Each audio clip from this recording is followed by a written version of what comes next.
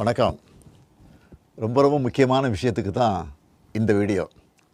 இன்றைக்கி காலையில் நம்ம அரசு சார்பில் 5,000 ரூபாய் உங்கள் அக்கௌண்ட்டுக்கு வந்திருக்கோம். எதுக்காக இந்த பணம்?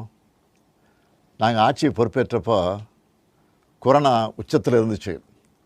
அதை சமாளித்து மக்களின் உயிரை காத்தது மட்டும் இல்லை, அவங்க வாழ்வாதாரத்தை காக்க 4,000 ரூபாய் நிவாரணத் தொகையையும் வழங்கணும். சென்ற ஆட்சி விட்டுட்டு போன கடுமையான நிதி நெருக்கடியை சமாளித்து ஆட்சிக்கு வந்ததுமே பல திட்டங்களை நிறைவேற்றணும். நம்ம ஆட்சிக்கு வர்றதுக்கு முன்னே மாதம் 1,000 ரூபாய் உரிமைத் தொகை வழங்கப்படும்னு அறிவித்தேன். அப்போது இது சாத்தியமே இல்லைன்னு சிலர் சொன்னாங்க.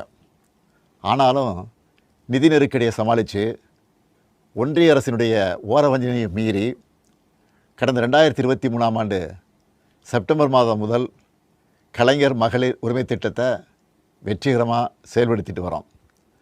முதல்ல 1,13,00,000 மகளிருக்கு பயனளித்த இந்த திட்டம் அண்மையில் அது விரிவுபடுத்தப்பட்டு இப்போ 1,31,00,000 குடும்பத் தலைவிகள் பயன்பெற்று வராங்க. இது வெறும் நிதி உதவி இல்லை, சமூகத்தில் பெண்கள் ஆற்றும் பங்களிப்பை அங்கீகரிப்பதற்காக கொடுக்கப்படுகிற உரிமைத் தொகை. இந்த தொகையை வச்சு அன்றாட வீட்டு செலவுகள், குடும்பத்தில் ஏற்படும் மருத்துவ செலவுகள், குழந்தைகளுக்கான கல்வி செலவுகள் என பல அத்தியாவசிய செலவுகளை மகளிர் தாங்களே நிறைவு செய்ய இந்த திட்டம் வழிவகுத்துச்சு. அதனால தான் ஒவ்வொரு மாதமும் 15ஆம் தேதி என்பது ஒவ்வொரு குடும்பத் தலைவியும் ஆவலோடு எதிர்பார்க்கிற நாளாக அமைஞ்சிருக்கு. இவ்வளவு சிறப்பு வாய்ந்த இந்த திட்டத்தை மற்ற மாநிலங்களும் பின்பற்றி வராங்க.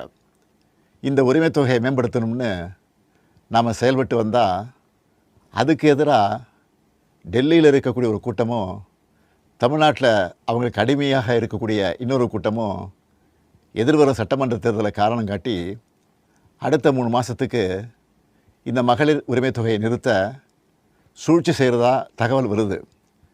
இது வச்சு நீதிமன்றத்தில் வழக்கு தொடரவும் சிலர் முயற்சி செய்வதாக செய்திகள் வருது.